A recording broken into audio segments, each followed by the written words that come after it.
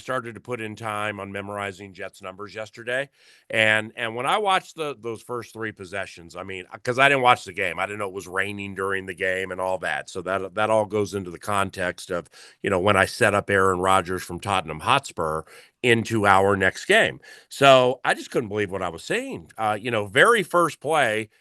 He fakes something right, spins back to the left because that plugged in play is going to be there. And I've seen him do that a million times with the Packers, and he gets smacked. He just gets sacked. And then, like 4 plays later, shallow cross to Garrett Wilson, and he's going to supposedly run all day, and he fumbles.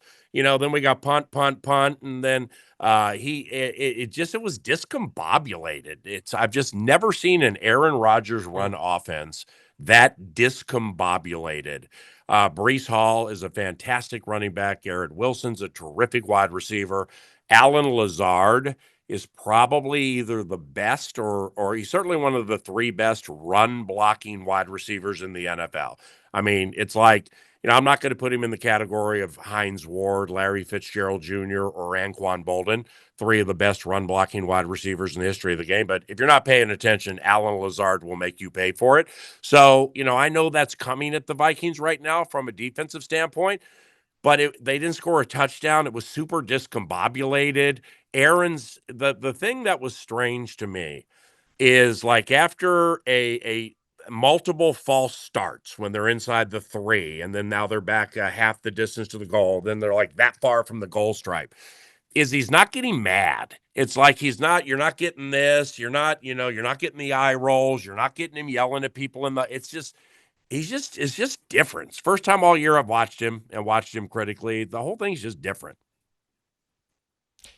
What do the Vikings need to worry about based on what you've seen? What's the thing that should keep people up at night as it relates to how this thing can go sideways from 4-0? And remember, I think it was 2016, started 5-0, had that ugly Monday night loss to the Bears. I was on your show. We got into a heated argument.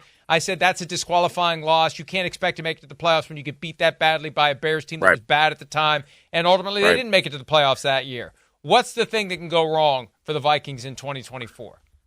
Well, it's interesting you say that, Michael, because there people now want to look at 4-0 and like to whom can we compare this team? So yesterday, every Tuesday, I do my radio show at Twin Cities Orthopedics Performance Center, the Vikings facility, and we have Kevin O'Connell gracious enough to join us for a half hour, like 11 cornfields down to 11:30. So you learn a lot there. And when I was there yesterday, I crafted, like Brett Favre through his first 4 games in 2009, Darnold through his first 4 games this year. And it's quite comparable. In fact, Darnold has more touchdowns. Their completion percentage is the same. Darnold's passer rating is higher. Just to kind of get a perspective on that and share it with the audience. Kevin O'Connell, when he has his number one quarterback, Cousins or now Darnold, and we're not going through that wheel of 4 quarterbacks like last year. Yeah, I think he's 21-7. And that includes games without Justin Jefferson, or offensive lineman down, or an impotent running attack last year where there was a problem running the play action off of it. At least I think there was. So, man, O'Connell's so high end. But to compare it to 2016, I'm out on that, and here's why. The leadership here, the culture they've established by getting the spirit back into the building, the way they handle things after wins and losses, it's just better than 2016. 2016, they're 5-0. They have that. Who was the problem? Who was the problem in 2016? Well, how about this? I mean, I'm glad you said 2016. They had that Bears loss. All right, but they're going to have a pretty good season. They start 5-0, right? Norv Turner quits. The offensive coordinator quits. And Norv and I were very, very close. His son Scott lived right down the road from me, man. I used to sit with his kids and stuff when he and his wife Robin, would want to go out and do stuff and be a couple. Who had he had enough of? Well, you'd have to ask him that. But I think it was abundantly clear that there was a disconnect between him and the head coach.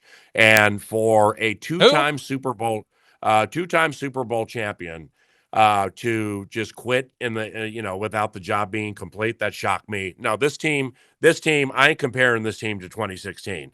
This team has unity. This team is tight. It's great to see with Kwesi Adofo-Mensah after, quite honestly, with all due respect, a bad 2022 draft. It's not bearing any fruit. The way he's kind of changed and morphed with the way he looks at players he's going to bring in, kind of shifting to a laundry list of free agents as opposed to the dart throws that can be late Friday, Saturday in the draft. That requires self-awareness. That requires vulnerability to concede. The first time I did it, it probably wasn't wrong. It wasn't right. So we're going to change some things over the course of the stream. And look at this now. I mean, it's clear scholars of the game matter to this team. Andrew Van Ginkel, Blake Cashman, Aaron Jones. There are some really, really smart players. Stephon Gilmore's incredibly smart, by the way. I just got a chance to know him this year. And that matters. They may not be as fast or jump as high or be as strong as they used to be. They're smart, and they know how to play, and it's bearing its fruit. I need to let you go. You have plenty of things to do, and I've got things to do here as well. But I want you to do this for me. Yeah. Keep your ears and eyes open when you're wandering around the streets of London, possibly intoxicated. I'm kidding, unless I'm not. And you encounter citizens there.